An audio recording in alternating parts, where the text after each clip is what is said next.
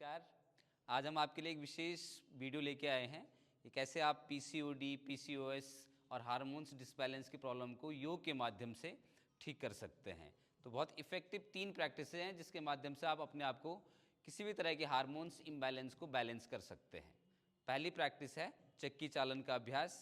मनीषा जी यहाँ पे, तो देखते हैं कैसे प्रैक्टिस करना है। आप साथ में प्रैक्टिस कर सकते हैं। ठीक, स्टार्टिंग पोजीशन ऐसे जितना आप पैर को ओपन कर सकते हैं। ऐसे नहीं कि आपने बहुत ज़्यादा पैर खोल दिए तो फिर दिक्कत क्या आएगी, आपका स्ट्रेचिंग पे ध्यान जाएगा, रोटेशन करने में आपको दिक्कत आएगी। तो ये यहाँ पे स्टार्टिंग पोजीशन पूरा लॉक करना है और पहला जो डायरेक्शन लेना है वो क्लॉकवाइज। तो यहाँ लेके आना है रीच, फिर आगे तक रेंज लेनी है, इनहेल करना है और पीछे इतना आना है, एक्सेल फिर इनहेल। तो इस डायरेक्शन में ऐसे रोटेट करते रहना है प्रैक्टिस को, फॉरवर्ड इनहेल और पीछे एक्सेल। तो ये प्रैक्टिस करते हुए आपके growing areas, reproductive system, digestive system और यूरिनरी सिस्टम इंगेज होता है, वही आपको इंगेज भी करना है। तो इसी वजह से वो हार्मोन्स का जो डिसबैलेंस अगर कुछ है तो वो क्योर हो जाता है। सेम प्रैक्टिस को एंटी क्लॉकवाइज करना है। तो अब डायरेक्शन इस तरह से, same inhale forward, exhale backward movement.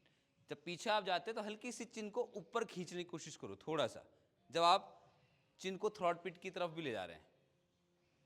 तो ये पहली प्रैक्टिस है चक्की चालन। इसमें एक वेरिएशन है। क्या वेरिएशन है? पैर क्लोज करो, जोड़ दो, फुट अंदर खींचना है। सेम प्रैक्टिस पैर कनेक्ट करके ट्राई करो, क्लॉकवाइज इनहेल, पीछे और मूवमेंट दो। जब आप प्रैक्टिस अच्छी करने लग जाएंगे, रेगुलर प्रैक्टिस, तो आपको लगेगा रिदम आपके कंट्रोल से स्मूथ होने लग जाएगा। वही है जो रिजल्ट आपको दे के जाएगा हार्मोन्स का। हाँ, पीछे और जैसे पीछे आ रहे हैं, अच्छा आ रहे हैं, लेकिन सिर को थोड़ा ऊपर करना है पीछे आते हुए। गुड। ऑलमोस्ट जो सिटअप्स लगाते हैं ना, उस टाइप से आपको प्रैक्टिस करनी है। Same anti clock. गुड। तो ये प्रैक्टिस है चक्की चालन। तो स्टार्टिंग में आप पहला जो अभ्यास है, पैर को वाइड ओपन करके 10 क्लॉकवाइज 10 एंटी क्लॉकवाइज। अगर एक्सरसाइज की हैबिट नहीं है तो आप 5-5 भी कर सकते हैं, सेम दूसरा वेरिएशन भी। ठीक, अब दूसरी प्रैक्टिस करते हैं जिसे हम कहते हैं नौका संचालन। फेस इधर कर लो। सेम आपको रखना है नौका संचालन के लिए भी, टोज अंदर खींचने और हाथ को यहां पे ले आओ ऐसे, ये थंब अंदर बंद करो। गुड। अब सबसे पहले हाथों को ऊपर की ओर ले जाओ, श्वास लिया, पैर के साइड से घुमा के सिर नीचे करके फिर पीछे आना है। यहां फॉरवर्ड बेंडिंग एक्सेल और पीछे की ओर आते हुए चेस्ट को जब ऊपर करते हैं इनहेल, फिर फॉरवर्ड एक्सेल। ये क्रम रिपीट करते रहना है। गुड। थोड़ा स्लो रखिए स्पीड, थोड़ा स्लो करो। और प्रैक्टिस करोगे तो तालमेल बन जाएगा। गुड। और फिर क्या करना है, स्टार्टिंग पोजीशन में होल्ड करो। अब यहीं से इसका डायरेक्शन रिवर्स होगा, तो सबसे पहले movement forward, inhale down exhale. थोड़ा स्लो रखो, बेटर मूवमेंट दो। ब्रीथ करो proper, inhale up, exhale forward. तो ये है नौका संचालन का अभ्यास। रिलैक्स। रिलैक्स कहां करना है? पश्चिमोत्तानासन। आपको ऐसे हेड को मैट में लगाने का प्रयास करना है। तो नौका संचालन का जो लास्ट में होल्ड करें तो इस आसन में, जिसे हम कहते हैं पश्चिमोत्तानासन। सिर जितना हो सके नी से आगे आगे आपका पैर पे लगाने की कोशिश करनी है।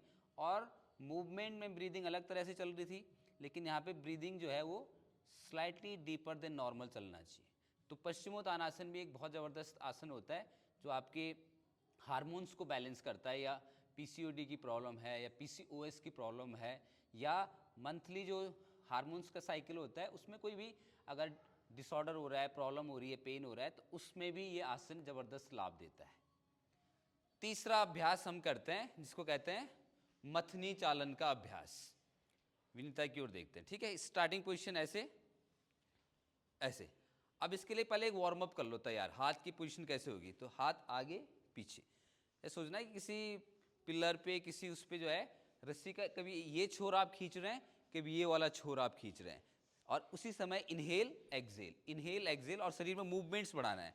फिर साथ में पैर को इंगेज करना है, जो कंप्लीट प्रैक्टिस होगी ऐसे। ब्रीद इन ब्रीद आउट, जितना फुल्ली इंगेज करोगे आप शरीर को उतनी प्रैक्टिस अच्छी है। Very good.